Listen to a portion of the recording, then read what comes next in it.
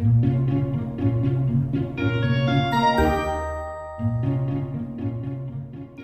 season 2 of this podcast picks up steam, I've been asking myself, what good is a comfy chair? My answer? Reading, talking, thinking, resting.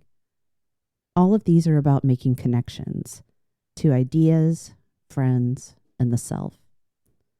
So at the heart of today's conversation will be the idea of connection. And today's guest is a champion of the idea that we can elevate leadership when we connect the mind and the heart, when we lead with emotional intelligence. We plan to spend our time in conversation today about making connections, creating trust, and the importance of clear communication. Josiah, welcome to the Comfy Chairs. Let's take a moment so you can introduce yourself. Hi, Kate. First off, I just want to thank you for allowing me the opportunity to be a guest on your show. I'm a huge fan of what you're doing regarding leadership and learning. And I think it's kind of natural that we ended up connected because we're both really aligned on the passion for leadership and also learning. And my journey has really prepared me to launch my own business called 45 Degrees Leadership Development Consulting. And I come to this with a background in public education. I was a leader in education, ultimately a principal of a middle school. There were things going on coming out of COVID that, be honest, burnt me out regarding education. There are societal issues that are really at the core of what we're trying to figure out as a country that are pouring in and impacting what goes on in public schools. And I just had enough. And I started to look for a leadership development training position, which is what I ultimately did. I left public education and went to the corporate world to launch a first ever leadership development program at a company of 700 employees in 41 states. Majority of people were working remote. And in this company, I was able to really start to see the impact of the balance between driving results and taking care of people.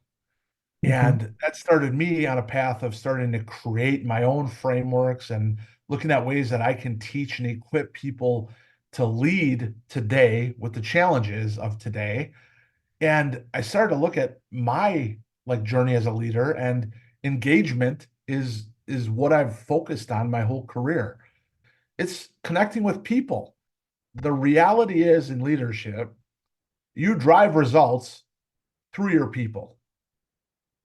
And the way to do that is through engagement and providing people with meaning and connecting with people and building a team that can drive results. And so that's what led me to launch 45 Degrees. And here I am. I'm engaging, providing training workshops to help leaders connect their head and heart and execute emotional intelligence in their leadership every day. Great. Yeah, Josiah, I'm really tickled to have an educator turned leadership coach and consultant with me here in the Comfy Chairs. You know, that is the podcast itself. It's about leadership and learning. It's my preoccupation. It's the focus of my own work at 123 LTD.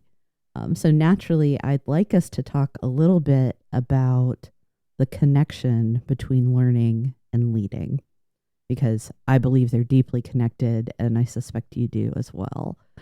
So why don't you start us off with your thoughts? Well, I'm going to push you a little bit, Kate, because I don't even know that they're connected as much as they're the same. Okay.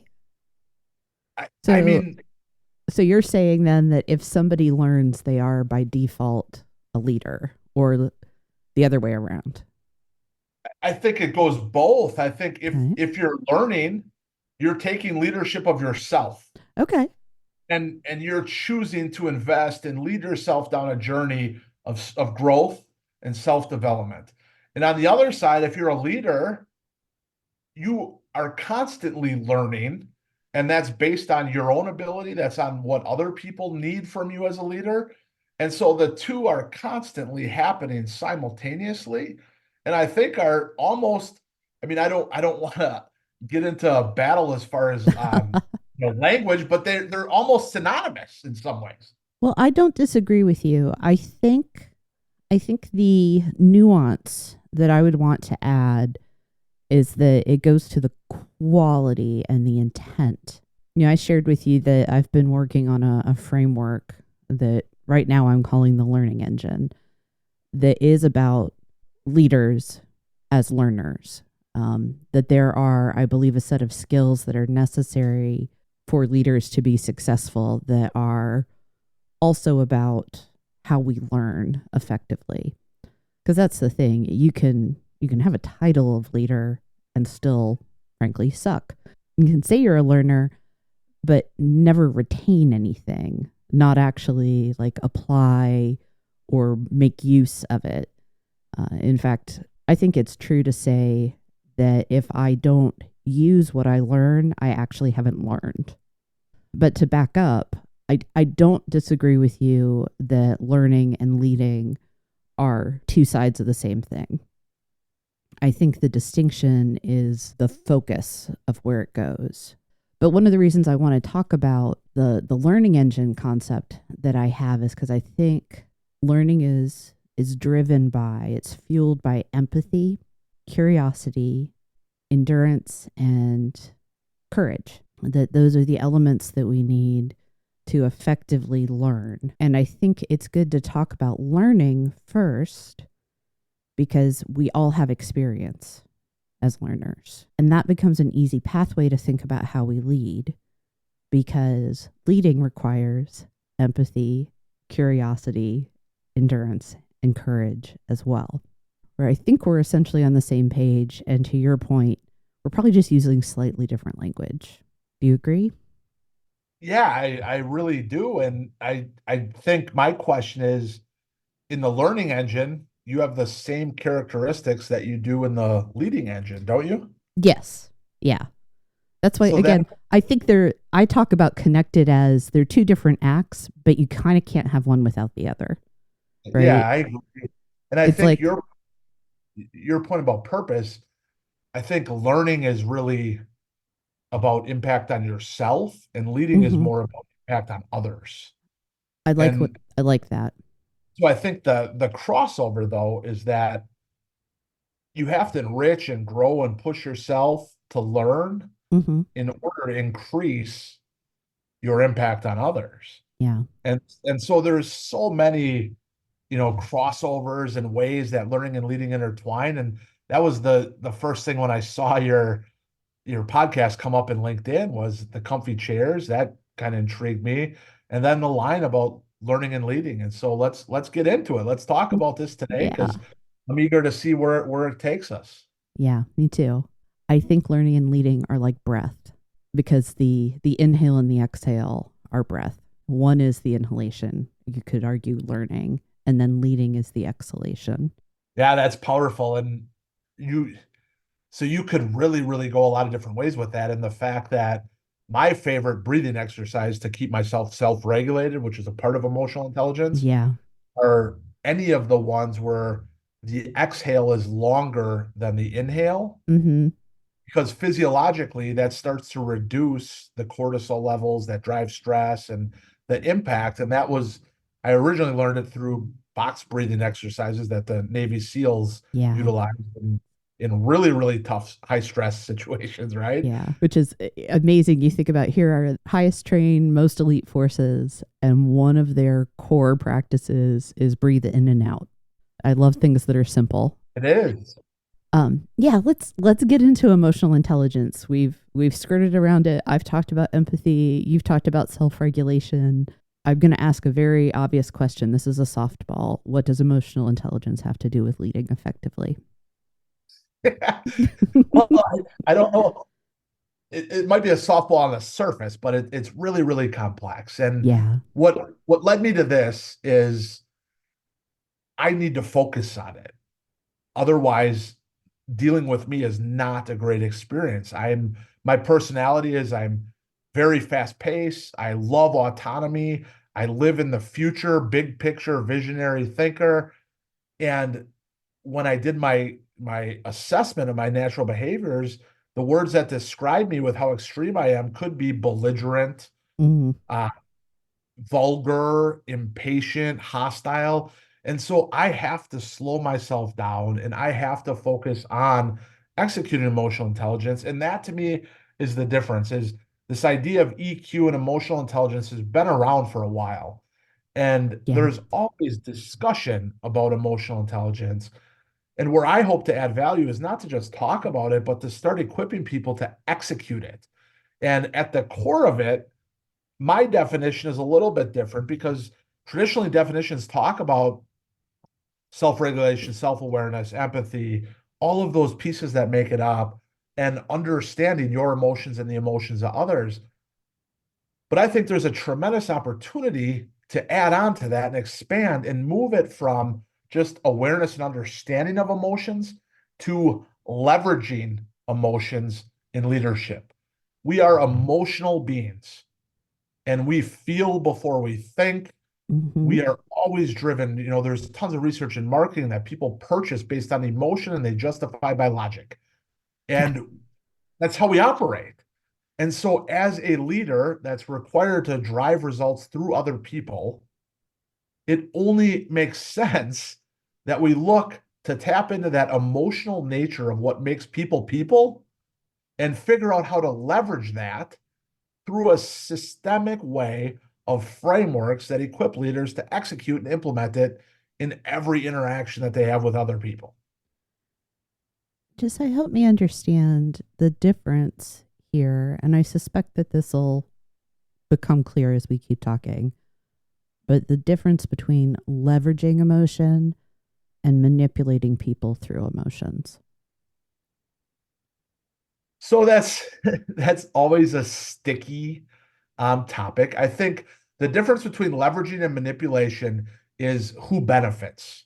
Okay. And when we talk about leveraging, that means a collective benefit, the group, the organization, the team, more than just me. When I talk about Okay. manipulation, I am the only one that's going to win from that. And so they're both motivating, inspiring, and are designed to drive behaviors that produce results. But in leveraging, we're talking about everybody winning together. Okay. And in manipulation, we're just talking about me winning. And that to me is the big difference. I also think of how transparent or public it is. I think a leader that leverages emotions is talking about, I can tell you're really excited about the direction that we're going. Let's talk about how to use that emotion. Whereas a quote unquote leader who the goal is to benefit themselves, they're seeing that emotion and they're pressing the button to have it play out in the way they want. And there's no transparency, there's no discussion. They're not engaging the employee in the conversation about what they feel. Is that accurate with your framework, your model? Yeah. And what that makes me think of is one of, if not the most impactful emotions, is fear. Yeah. And that's real. Like people are driven to do wild and crazy things when fear is at the root of what's driving those actions. And when you talk about manipulation and leadership, we've all experienced leadership by fear and Yes. what that looks like. And so maybe it's not only just about the results and the benefit, but also the intent and the purpose Hmm. of the the reason for leveraging those emotions. I think you really tapped into it. It's complex. Yeah. And to me, at the root of it is really, the intrinsic definition of good, Mm. right? Like when we're talking about fear and manipulation and individual winning versus the team, those we start to talk about greed and selfishness. And when we look at, bringing a group of people to achieve a common goal that we are transparent, authentic about, and constantly seeking to bring clarity and alignment to the motivation of why we all need to move this way, Hmm. that's leveraging emotions Yeah. versus manipulation to me. Within the context of talking about emotional intelligence, if it's grounded in awareness of self, empathy, relationship management, then you're protecting yourself from the attraction of manipulation, because somebody that's applying empathy with self-awareness and with care and concern for the other person, which is what EQ is supposed to give us, it protects from the act of manipulating. We're throwing around emotional intelligence a lot, and I'm guessing most of my listeners are familiar with it as a concept or framework. I think it would be wise, though, for us to hit pause and actually define our terms briefly. And I'll unfairly put the burden of that on you. So at the most basic root of it, the dictionary definition talks about the capacity to be aware of and control and express your own emotions, and then to handle interpersonal relationships empathetically and judiciously. Yeah. And so that's what you find in the dictionary. That's been expanded on, adding in self-awareness, self-regulation, motivation, empathy, social skills. There's, they talk about the different areas of awareness, awareness, self-management, social awareness, and relationship management. And so, at the root of it, when you look at the dictionary definition, it's about being aware, controlling, and expressing your own emotions in a way that doesn't impact others in a negative way. Yep. And so that's, I guess, kind of what I've operated as a base. And then I've, expanded on that to not just be aware of it, but to be aware of it in a way that we can then leverage it to achieve results. I wanted to go back to something. You talked about getting interested in emotional intelligence because of who you are. I found some of your LinkedIn articles, and I really enjoyed the one about the cost of sarcasm. And I think that tells a story on yourself. It sounds like you had a wake-up call. Is that accurate? Absolutely. Yeah. And so this is a bigger piece. We have to kind of dive into, the generational studies of what's going on in the world today with different age groups and different generations. And I am really kind of a generational orphan. Okay. In the fact that I was born in 1979.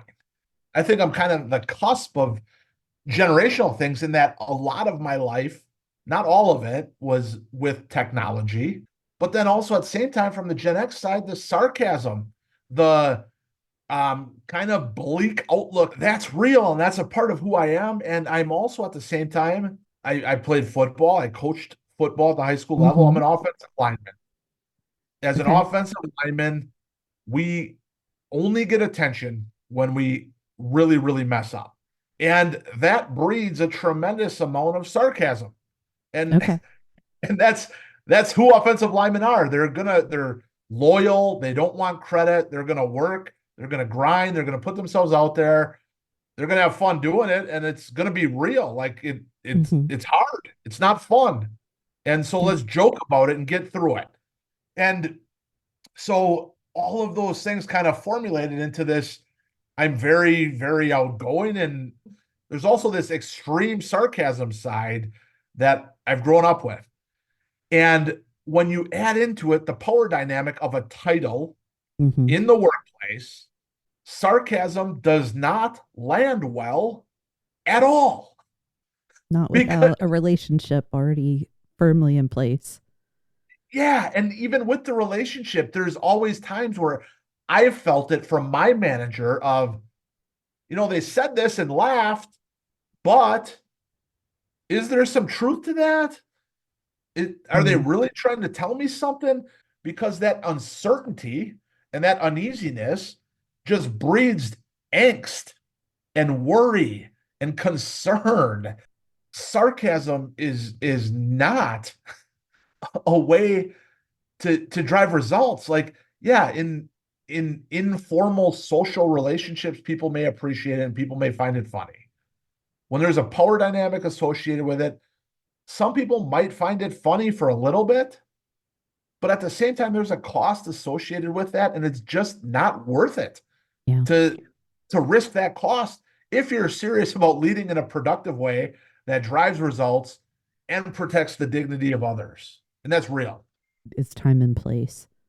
And the time and place is always dependent upon what is my relationship with the people and how are we relating? What's the context of that relationship right now? And what I experienced was people that I was leading that I had very, very good relationships with.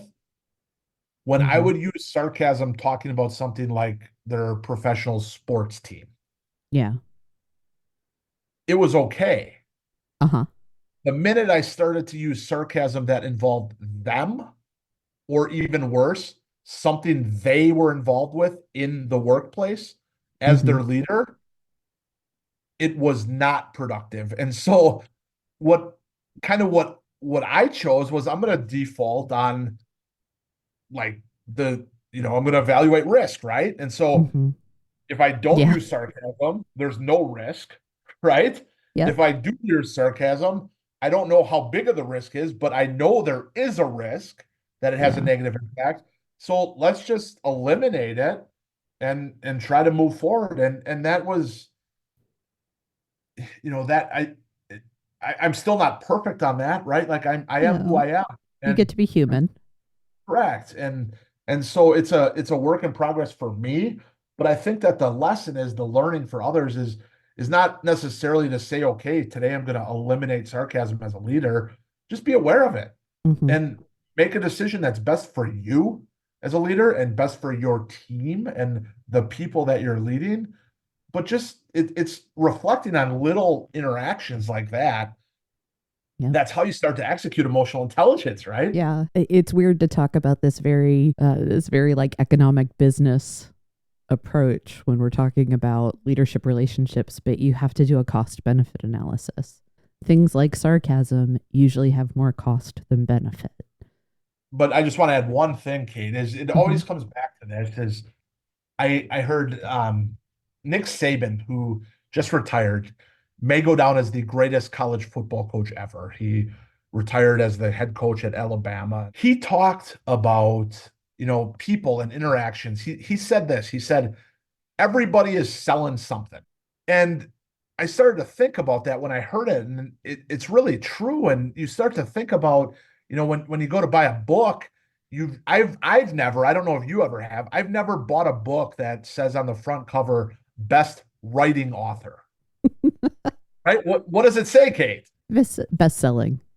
Best selling author. And everything that we do, whether it's writing a book or it's, talking with your spouse or working with your kids or me as a teacher, I quickly realized every day I was in front of that classroom, I was selling Mm-hmm. a reason why these kids need to pay attention. Why, like you're always selling. And so when you're looking at leadership, you're always selling yourself, your vision, your mission, your choices. Everything you do is selling, and selling is taken on this negative connotation. And it doesn't need to be that because there's been a drastic shift that I've experienced in sales. And so I was in sales before I went into education. Now I'm back in a large sales role as a founder of my own company where I'm like Mm-hmm. explicitly selling, right? Not implicitly selling, kind of like I referenced before. And sales is different now. And Mark Cuban said it. He said, once you understand that sales is about helping people solve a problem rather than convincing people of something, you will be successful in sales.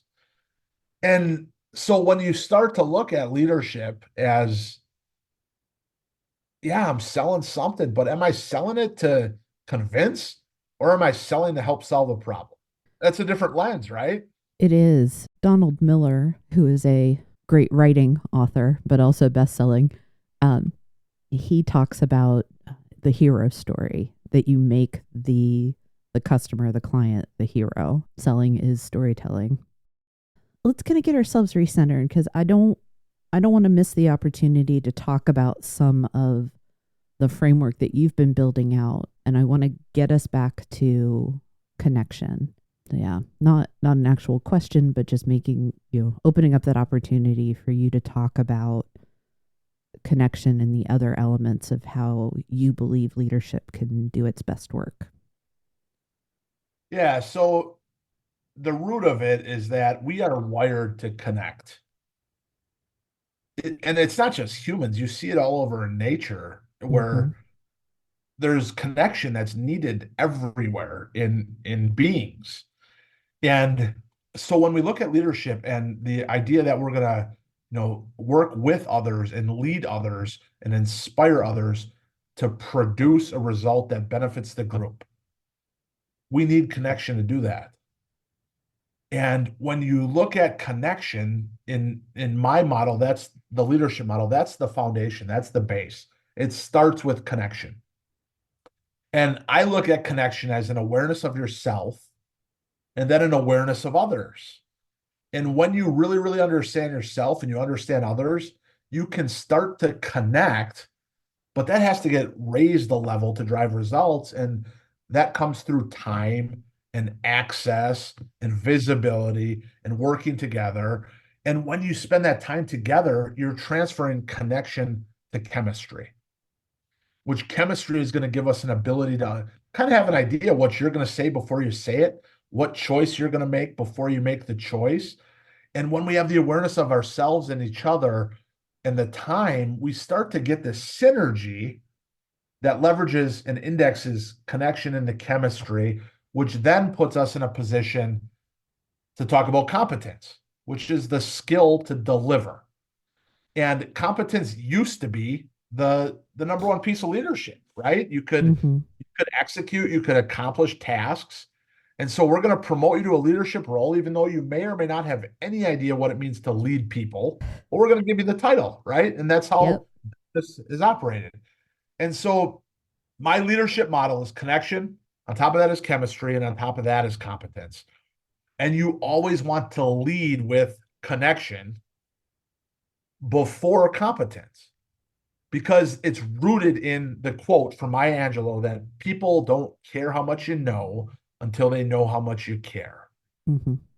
And connection and chemistry show how much you care before you show how much you know, which is competence.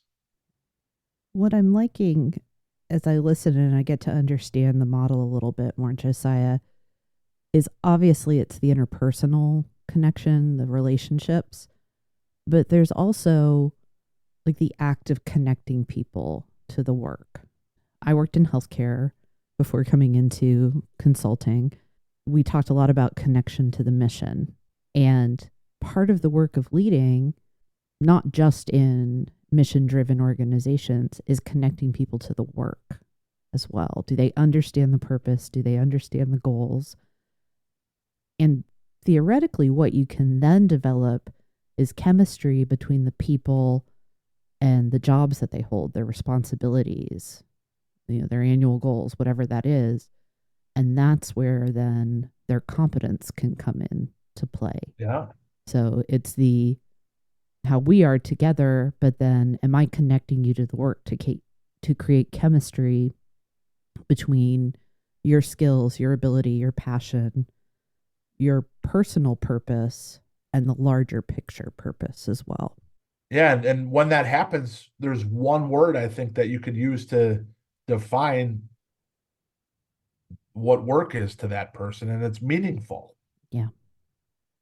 And there's all kinds of research. I'm connected with Tamara Miles on LinkedIn, who is a researcher on meaning at work and the importance of meaning at work. And when you start to take somebody and their person and connect that to the outcome of the organization, that's meaningful to them.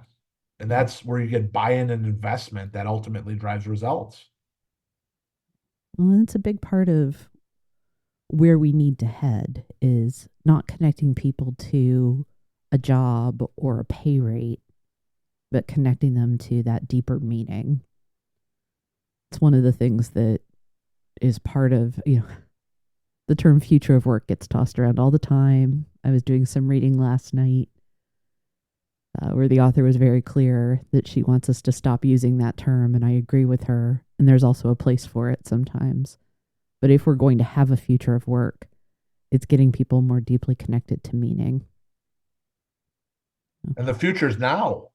Yes, it definitely is. We're well into the future of work.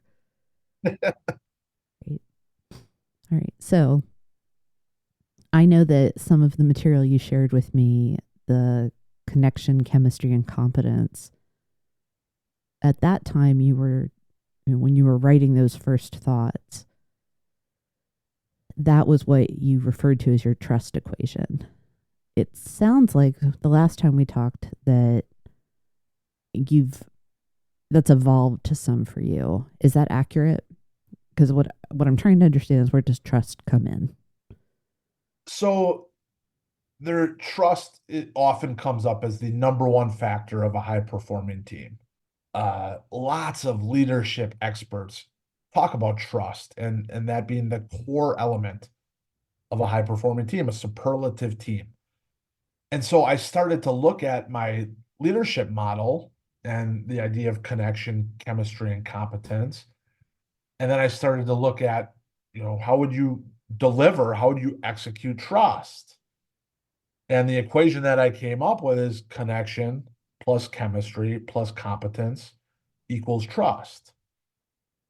And so at the root of my leadership model is a way to lead, to build trust, which is the core element of high performing teams. And so if you lead in the way that is rooted in the 45 degrees leadership development model, trust is a byproduct of that leadership model. And the way that you drive that and facilitate that is through human interaction. And that's communication, which is the training that I'm offering now is communicate to connect. And that is how we interact. So we take that leadership model and then we communicate and engage with people to execute emotional intelligence, to connect the head and the heart, and to facilitate and build trust to lead to high performing teams that deliver exceptional results in the area of employee engagement and then profitability. If you don't have the one, the other will suffer. Get the employee experience right, and they will get the customer experience right. That's a Mm-hmm. quote that I've heard before. The other one is build your people, and your people will build your business. Yep. And all of it's related, right? Yeah.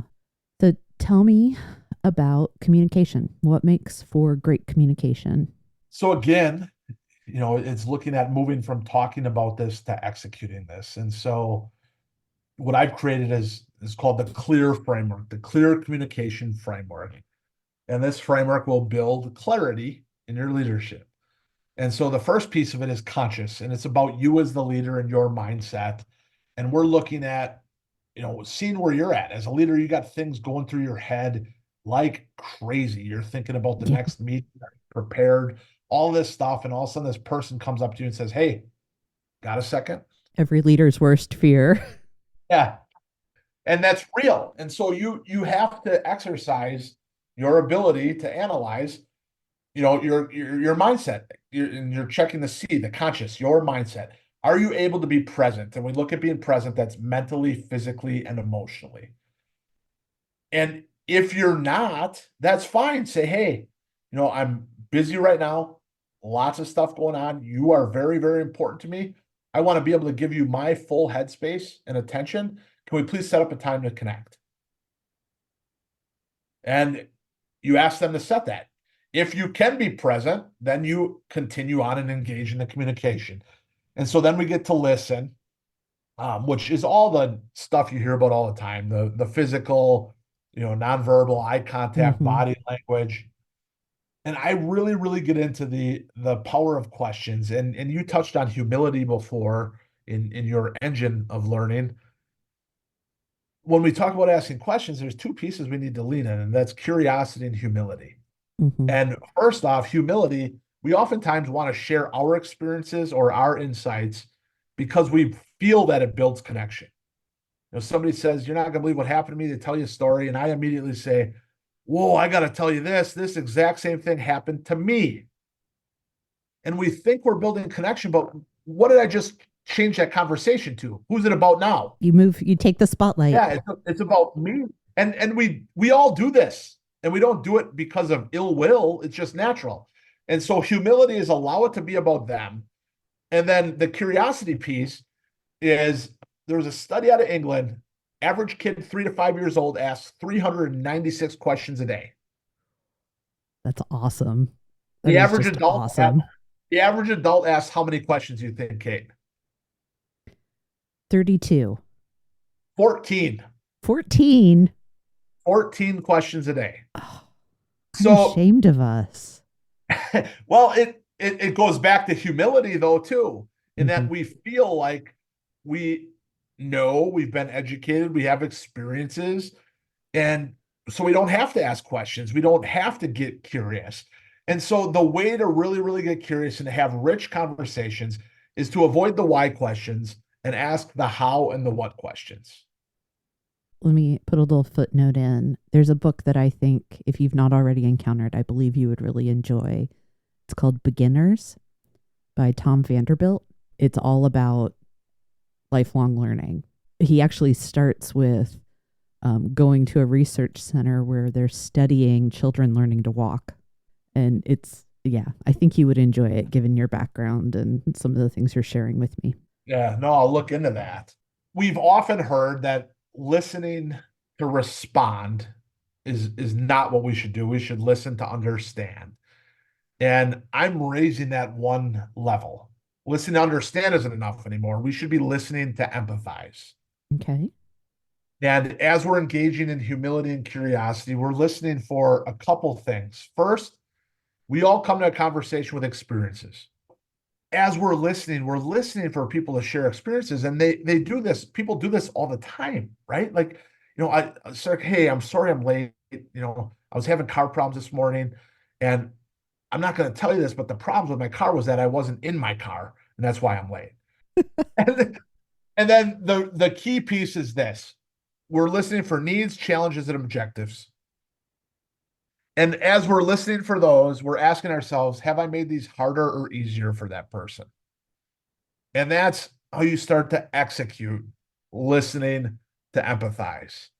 In this model, you've already now engaged the head and the heart, which have to come first before you're in the position to engage your jaw. And that's where I get into talking about the balance of care and candor and how to do that so you can drive results. Because this isn't all lovey-dovey kumbaya stuff. We are going to drive results while protecting the dignity of others. And you do that through the recipe of care and candor, and then being conscious of your intent matching your impact. And Mm. when you start to communicate in that way, you have engaged the head, the heart, and the jaw. And the final piece is to reflect. And we leave conversations all the time saying, I wish I said this, I should have said that, I could have said this. And you actually have to deliberately calendar time to reflect on communication to get better at it. That's anything you want to get better on. You have to reflect. You have to go back and look at what went well, what didn't, an after action review. The same is true with your communications as a leader every single day. And so when you start to execute this conscious listen, empathize, act, and reflect, you are now communicating and interacting in a way that allows you to connect, build chemistry, share competence, build trust, leverage results, protect the dignity of those involved. And you're starting with the development of the person. And as you develop and increase capacity of individuals across your team, there's only one logical thing that's going to happen if every individual gets better. The team is also going to get better. Mm-hmm. All right, Josiah, that's all super easy to do. What's the hang up? Why don't we all do it? There's a couple of things. One is time. Okay. As a leader, you are pressed for time. And, yeah, I hear all the time, you want me to conscious before I communicate. I don't have time for that. Like, people are coming up to me asking questions. I'm asking you for about 1.5 seconds. Mm-hmm. That's all it Preach. takes. You come up to me, hey, I think to myself, am I in a place to talk to this person right now? Yes or no? And that is called self-awareness. That is called self-regulation. That Yeah. is called things that we talked about originally in the definition of emotional intelligence. Yeah. And So we're not just talking about awareness. We're now talking about indexing and leveraging and executing, right? And so the time thing, you have time for your people. You have time to check your consciousness. You have time to ask questions. And if you are not doing those things, you're going to have all kinds of time because you're not going to be leading for long. I love that. Yeah. Yeah. And I kind of want to go back. Yes, what you're proposing, the stuff that works, it is simple. It is beautifully elegant. And that doesn't mean that it's easy. So, as people who have studied leadership, who have strong opinions about this is what works, I think it's important for us to acknowledge we're not asking you to do anything that's wildly time consuming, that's wildly complicated, but it doesn't mean it's going to be easy every day. So I'm curious, as you coach and train people, what are you, see if I can say this the way I want to. What is your coaching to leaders to make this habitual? So with anything like this, it often starts in your personal life. And so I talk a lot about how this, yeah, you're doing this training for your professional life. Human interaction happens every day, personal, professional. It doesn't matter what role you're in or what hat you're wearing, you're going to have to interact. And so, what oftentimes happens, and I experienced this with some really, really powerful mindset training that I went through with the Arbinger Institute. And I started to implement it in my personal life for a couple of reasons. One, it's a lot safer. There, if I mess up something talking to my wife, it's not as high stakes as if I mess up when I'm leading people in the workplace. You start to implement personally, and then it starts to transfer into professional. And so in coaching and in training, I talk often about, try this where you got an easy on ramp and off ramp. And so there's plenty of runway we can get on and we can get right off if things aren't going well. And so that may be a personal relationship. That may be some of your closest confidant at work, professionally, but start small and focus on one or two things that are relevant and critical to your growth, specific to where you're at. 100%. I agree. It's all tiny choices, tiny goals. That's what gets us from here to there.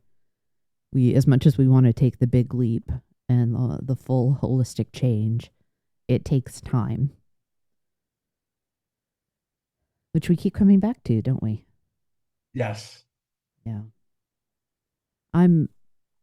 I follow John Acuff, another author and speaker, and in an online talk recently, he discussed time. He's like, this is the common denominator of getting better at all the things. It's time. And I think for humans, but in this context, for leaders, it's recognizing that it's a commodity. It may feel like the enemy, but the little changes, the little successes, to your point earlier, it doesn't take hours to determine, can I be present or not? It takes half a second. It's the commitment to use that time that matters. Absolutely. You mentioned earlier that you're doing training right now, Communicate to Connect. That launched this month, right? So I've been doing, so there's a couple of ways that I provide training. One is business to business. And so I've been doing business to business training since like November. Okay. And in that, there's a couple options. There's a keynote speaking engagement. There's workshops, which the one that I do most often is called Leading with Impact, Communicate to Connect, which is a lot of what I just talked with you about. And then there's one-on-one coaching, and that's the business to business side. The part that I'm most excited about, though, is the me to you element of my business that's going to be launching here within the next couple weeks. I have a digital course that is going to be available the beginning of March on Leading with Impact, Communicate to Connect. That's And that, exciting. yeah, and so that's going to be a whole new area of allowing individuals access to these workshops and to this training, and to be able to purchase and consume at their own pace and at their own rate. And then with that is also going to come other workbooks, journals, things to facilitate that growth as far as executing the leadership model, the communication model, and then also one-to-one coaching. I'm looking to start to get into for individuals. And Wonderful. so all of that is going to be coming in March, and I'm super super excited about that. And then the future of what this looks like is expanding the clear framework into all of the areas of leadership. I am currently working on a clear conflict resolution model, a Oh, clear coaching model, and I can teach any leadership skill within that clear framework, because no matter what it is you're trying to do as a leader, you need to be conscious of your mindset. You need to listen. You need to empathize. You need to reflect. spot on. Those are the foundation. It's price of entry, isn't it? Really is. We've thrown out a couple of names and books and researchers. I'm curious, Josiah, are there any resources that you recommend over and over again? Yeah, and I touched on it already. Is the Arbinger Institute, Okay. which is out of Salt Lake City, and their focus is on mindset and seeing people as people who matter just like you. And it is the most powerful and impactful leadership development training I ever participated in. I was certified as a facilitator and facilitated their content. And that's one. And then the other one is the um is really just kind of looking at the stuff from a gentleman named Tim Kite that has really, really shaped a Is lot of who I am. is It's Tim Kite spelled like go fly a? Yeah, and it's Focus 3 is the name of the company. And Tim Kite's big on the E plus R equals O. So the event plus response equals outcome.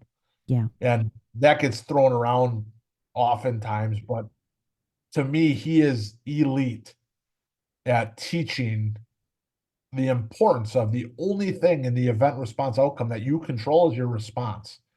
And if you want a better outcome, get a better response. And so that's his framework that he's done a ton of work and has worked.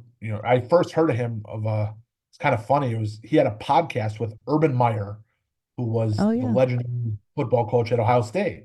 Well, we love good Ohio people around here. But really, really powerful content. Even though they are from Ohio and me being from Wisconsin, it's tough, tough, tough, tough to give compliments to the Buckeyes. Hey, we are the heart of it all. We are getting close to time, sir. So I am going to ask some wrap up stuff of you. I'd like us to reflect on our conversation and share our takeaways. What are, let's say, two big ideas that you'd like to highlight? The first one I want to highlight is just how hard it is to be in a leadership position today. The world is so complex. Change is happening so rapidly, change is happening constantly to the point where it's almost impossible for governments or organizations to keep up with how fast change is occurring. People are different. You see it in the way people interact with restaurant servers, baristas at Starbucks, law enforcement officers. We've been through a lot Yeah. since March of 2020 when the pandemic started. And so people are just different. And with all of this as a leader, you are responsible for leading others, moving people forward. And that's really, really hard. And a lot of people, we are at what I call a leadership crisis where people do not want to lead right now. I hear Mm-hmm. professionals saying, I just want to go to work and do my job. I don't want the politics, drama, negativity of having to lead others. I just want to show up and go home and get a paycheck. And so all of this is hard, and people are consistently avoiding the risk and responsibility of leadership. And so what I'm here to tell you is that it's hard, and the only way you can succeed is through others. And the collective diversity of thought, diversity of skill, and combining that and leveraging the intellectual horsepower of a group of people is the only way to win today. And the only way to maximize, optimize, leverage others is through human connection. So let's go. I'm here to help. Something I wrote down that you said pretty early on is we are wired to connect. And I agree 100% with you. Leadership is hard. It's hard at the best of times because it requires that constant vigilance of self-awareness, of paying attention to other people, of big picture, small picture, constant toggling. Anyone who enters a leadership role thinking it's going to be a breeze is sorely mistaken. And we forget as we go into those hard roles that we are in fact wired to be with each other. We are wired for that connection, whether it's to other humans, to our environment, to the work that we do. And if we can help leaders, if people like us who want to come alongside leaders to make it easier for them, if we can help them remember that our own nature is an instrument for how we lead, I think what we're going to be able to do through that connection, we'll be able to leverage not just people's emotional connection, but their abilities and capabilities, what they can do and what they will do to be able to be successful. And there are so many problems facing how we do work right now. I think what leaders and the people helping leaders need to start paying attention to is clearing the decks. We need to create a clean slate so we can get to those essential things like how we connect with each other, basic awareness of ourselves and others, to be able to then do the hard work. But our human nature is perhaps the key to us being successful now and going forward.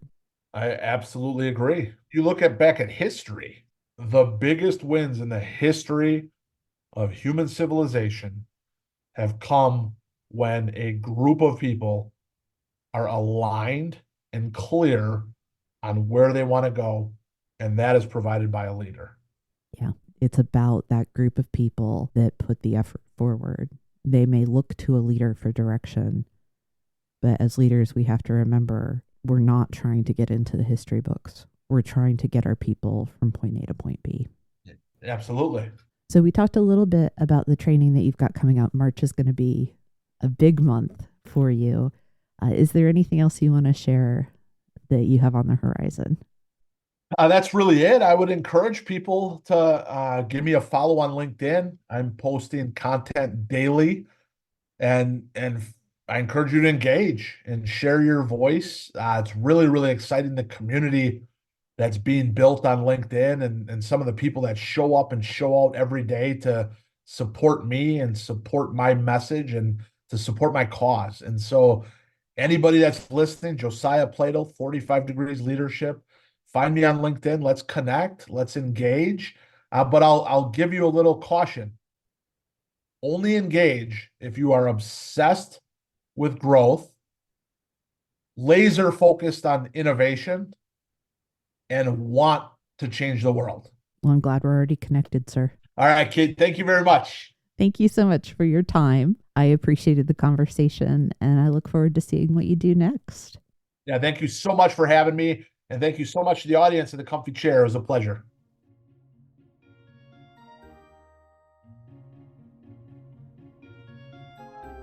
If you enjoyed this episode and you'd like to support the podcast, please subscribe, leave a rating or review, or share it with others. You'll find Comfy Chairs updates and other thoughts on leadership and learning on Instagram at 123 Limited. That's ONE23 Ltd.